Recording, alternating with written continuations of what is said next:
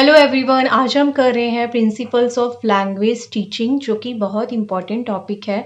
अगर आप learning and teaching वाली बुक है वो प्रिपेयर कर रहे हैं, अगर आप इंग्लिश पैडागोजी के लिए प्रिपेयर कर रहे हैं तो इंग्लिश पैडागोजी में भी क्वेश्चन पूछा जाता है, और अगर आप किसी भी टीचिंग से रिलेटेड कंपैरेटिव एग्जाम के लिए भी प्रिपेयर कर रहे हैं तो उसमें भी सीडीपी के अंदर ये क्वेश्चन आता ही आता है इससे रिलेटेड। तो ये इंपॉर्टेंट क्वेश्चन है कि जब हम लैंग्वेज को टीच कर रहे हैं तो उसके लिए क्या क्या प्रिंसिपल्स होने चाहिए। तो लॉन्ग ऐसे टाइप के लिए भी इम्पॉर्टेंट है, शॉर्ट आंसर्स टाइप के लिए भी इम्पॉर्टेंट है, और एमसीक्यूज़ के लिए भी इम्पॉर्टेंट है। इसलिए हम इसको अच्छे से करेंगे।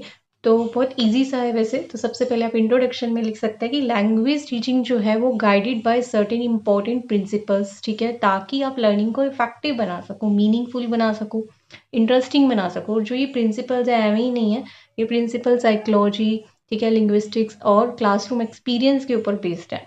और ये किस चीज़ को स्ट्रेंथन करते हैं, ये हमारी लिसनिंग, स्पीकिंग, लर्निंग और राइटिंग, तीन जो चारों जो स्किल्स हैं इसको इम्प्रूव करते हैं। तो सबसे पहले हमारे पास फर्स्ट जो प्रिंसिपल है वो है मोटिवेशन। क्योंकि जब बच्चे में मोटिवेशन होता है, वो इनकरेज होता है, तो वो इंटरेस्ट लेता है।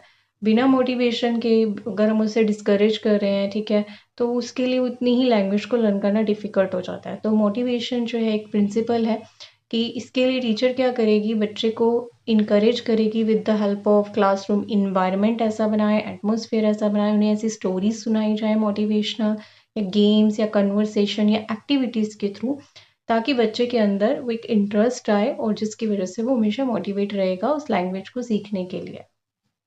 फिर नेक्स्ट प्रिंसिपल है हमारे पास लर्नर सेंटर टीचिंग। इसमें जो फोकस है मेन वो किस पे होना चाहिए, बच्चे के ऊपर होना चाहिए। टीचर को एज ए फैसिलिटेटर होना चाहिए, एज ए गाइड होना चाहिए, लेकिन जो मेन लर्निंग बाय डूइंग है वो बच्चा करे, ठीक है। बच्चा पार्टिसिपेट करे, बच्चा जो अपने माइंड का यूज़ करे, कुछ क्रिएटिव या आइडियाज़ क्रिएट करे, तो इससे उसकी जो है इम्प्रूवमेंट ज़्यादा होती है, इसको ज़्यादा आइडियाज़ आते हैं, चीज़ें ज़्यादा जो है वो जल्दी लर्न करता है। इसलिए लर्नर सेंटर क्लासरूम होना चाहिए, ना कि टीचर सिर्फ बोलती रहे।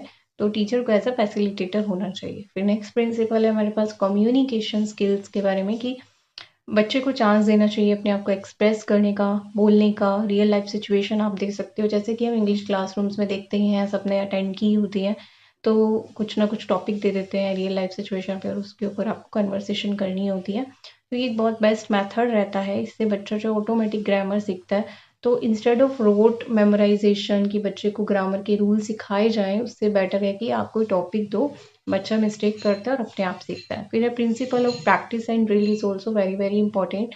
जितना वो प्रैक्टिस करता है एक्सरसाइज, ठीक है, उतना क्या होगा, उसके अंदर फ्लुएंसी आएगी, कॉन्फिडेंस आएगा, ठीक है। प्रोनाउंसिएशन या ड्रिल जो भी डायलॉग्स हैं, तो रेगुलर प्रैक्टिस कहीं ना कहीं उसका कॉन्फिडेंस बिल्ड करती है। तो बच्चे को ऐसी अपॉर्चुनिटीज़ देते रहना चाहिए जिससे वो प्रैक्टिस करता रहे, ड्रिल करता रहे। नेक्स्ट हमारे पास principle of gradation, means simple से कॉम्प्लेक्स की ओर जाना। कोई भी आप रूल सिखा रहे हो या बच्चे को कोई सेंटेंस सिखा रहे हो तो वो कैसा होना चाहिए, नॉन टू अननोन होना चाहिए। ईजी वोकेबलरी सेंटेंस इनिशियली सिखाने चाहिए, फिर धीरे धीरे उसे डिफिकल्ट की ओर लेके जाना चाहिए।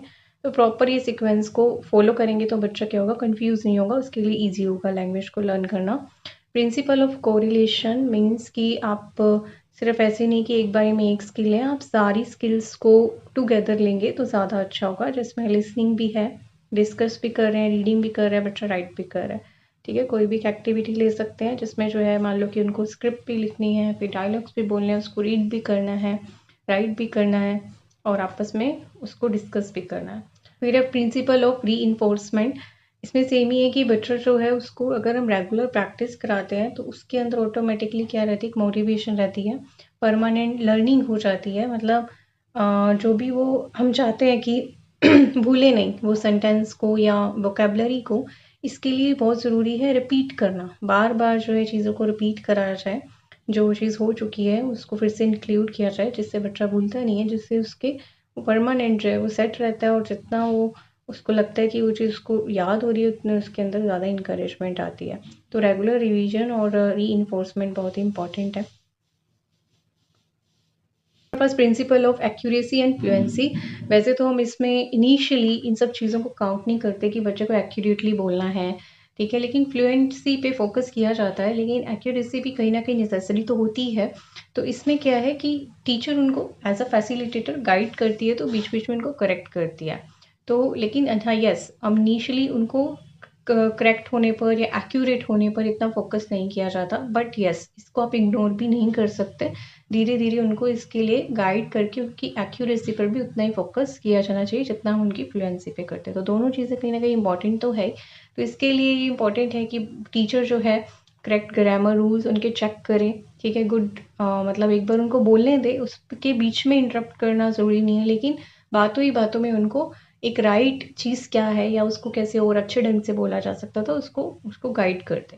इस तरीके से जो है उनकी एक्यूरेसी को भी हम नोटिस कर सकते हैं, ठीक कर सकते हैं, और फ्लुएंसी भी बेटर कर सकते हैं, इससे उसको कॉन्फिडेंस आता है बोलने का पब्लिक के अंदर भी। हमारे पास प्रिंसिपल ऑफ कॉन्टेक्सचुअल टीचिंग, इसका मतलब कॉन्टेक्स्ट में पढ़ना, मतलब कोई भी स्टोरी हो गई या फिर कोई पैराग्राफ है हमारे पास ऐसे है किसी चीज़ से लिंक किया हुआ है रियल लाइफ से, उसमें जब बच्चा पढ़ता है तो उसको ज़्यादा अच्छी ग्रामर और मीनिंग फुल सेंटेंस समझ में आते हैं। तो उसको स्टोरीज पढ़ाई जाए, रियल लाइफ सिचुएशंस है उससे रिलेटेड वो बुक्स पढ़े, ठीक है, उससे रिलेटेड उसको टास्क दिए जाए, तो वो ज़्यादा अच्छे से चीज़ों को पकड़ता है, लर्न करता है। नेक्स्ट है हमारे पास प्रिंसिपल ऑफ इंडिविजुअल डिफरेंस। तो इंडिविजुअल डिफरेंस को आप इग्नोर नहीं कर सकते, ठीक है। बच्चे की जो इंटरेस्ट है, लर्निंग स्पीड है, बैकग्राउंड है, हर बच्चे के जो इंटेलिजेंस लेवल होता है वो भी डिफरेंट होता है।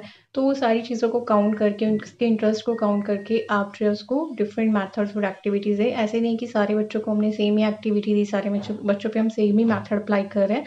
तो ये चीज़ कंसिडर करना भी ज़रूरी है कि हर बच्चा इंडिविजुअल है और उसका लर्निंग कैपेसिटी भी या स्पीड भी, ठीक है, वो भी डिफरेंट हो सकता है। तो उसको भी हमें ऐड ऑन करना है, देखना है, ताकि हम जो है हर बच्चे को आगे बढ़ा सके इक्वली। फिर हमारे पास कंक्लूजन क्या है कि ये सारे प्रिंसिपल्स अगर हम देखें 10 के 10, आप और भी ऐड कर सकते हैं अगर आपको लगता है कि ये भी ऐड किया जा सकता है, लेकिन मोस्ट इंपॉर्टेंट जो 10 इंपॉर्टेंट है वो हमने ऐड कर दिया और इतना लिखना इनफ रहेगा।